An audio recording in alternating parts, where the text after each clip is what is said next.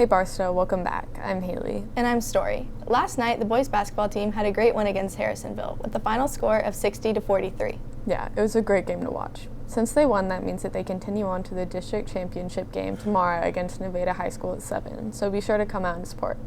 Also on Friday is Middle School Math Club at 7:30 a.m. and Middle School Speech Tournament at Moreland Ridge Middle School. And finally, the Tempest Play has another showing at 7 p.m. BTVN will be live streaming, so if you can't watch it in person, be sure to tune into the live feed. Hey Story, have you read any good books lately? Yeah, we've been reading some good ones in English class. Now let's see if the teachers have any good recommendations in this piece by Helton. Hi, my name is Miss Scott. I'm the assistant debate coach here at Barstow, and I also am the supervisor for Beeline. My name is Jennifer Padberg, and I teach 5th grade English and Language Arts. So the book I'm reading right now is called Caliban and the Witch. It's by a woman named Silvia Federici. She was an Italian immigrant to the United States, and she wrote this book in about the 70s because she really wanted to explore a historic perspective of the way that capitalism kind of emerged and the unique effect that that had on certain groups of people, namely women, in the context of her analysis. So for younger readers, I would definitely recommend Mac Barnett as an author. He's written a lot of different books, but one of my favorite is Mac B. Kid Spy. It's kind of like a graphic novel, but what I love about it is that the main character, Mac, is a young kid who gets a phone call from the Queen of England, and she asks him to come do some very secret missions, and he can't turn down a phone call from the Queen of England.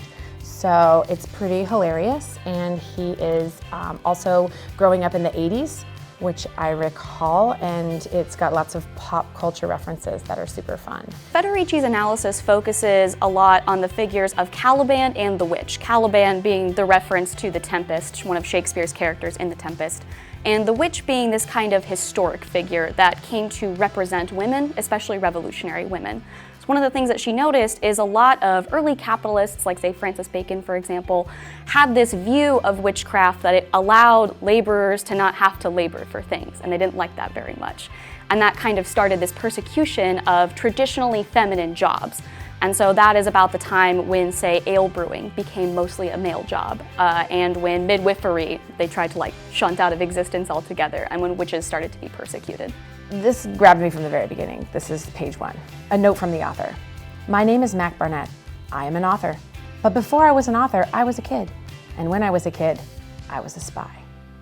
An author's job is to make up stories, but the story you are about to read is true. This actually happened to me. So of course, you gotta see how a kid can be a spy, and it's very true. One quote that stood out to me was in the chapter on the actual witch hunts themselves.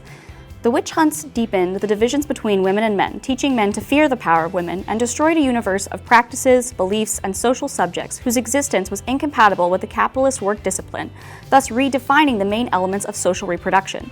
In this sense, the contemporary attack on popular culture and the great confinement of paupers and vagabonds in workhouses and correction houses, the witch hunt was an essential aspect of primitive accumulation and the transition to capitalism. And I really like this passage because I think it sort of speaks to issues that we still have today between men and women in a lot of gendered ways, and especially now that we are getting outside of those very rigid definitions of gender. I think it really helps us to think about the way that these relationships have been sort of influenced by factors that are historical, economic, and other structural factors, and they're outside of our control, but it doesn't mean that we can't think about them and then change our perspectives or behavior. I would say, Mackie, I would probably give this one an 8, just because there's a lot of pop culture references, and if you're not a child of the 80s, you might not enjoy it quite so much, and the voice is a really kind of flat line voice, so it hits you in a different way. So you might not appreciate his style as much if you're not into the Soviets versus the Americans and the challenge of spy and espionage. So I would give it an 8, solid 8. I do think people should read it. It's definitely a very scholarly text, but it's not academic. Federici is not a professor. She's writing for regular people, and so she does a pretty good job of explaining all her terms, and it is really interesting as long as you're interested in history or feminism or economic theory. I would rate the book, I would say an 8 out of 10. There are certainly portions of the book where we understand history a little bit better now. She was writing this in the 70s, and so there are like small quibbles that I have with some of the historical analysis. But other than that, it's a really like engaging read. She's a very engaging writer. Great piece, Helton. Now let's get on to some more announcements. On Monday, we have an admissions visit day, so Carecentes, make sure to wear your sweatshirts and make everyone feel very welcome. Monday also marks the first day of the fourth quarter, so turn in any missing assignments you have before the gradebook closes tomorrow. Also on Monday, if you're in art history or drawing and painting 3, you guys leave on your field trip to Crystal Bridges at 8 a.m. and can expect to be back around 8 p.m. Well, that looks like that's all we have for you today. I'm Story. And I'm Haley. Have a great day, Barstow.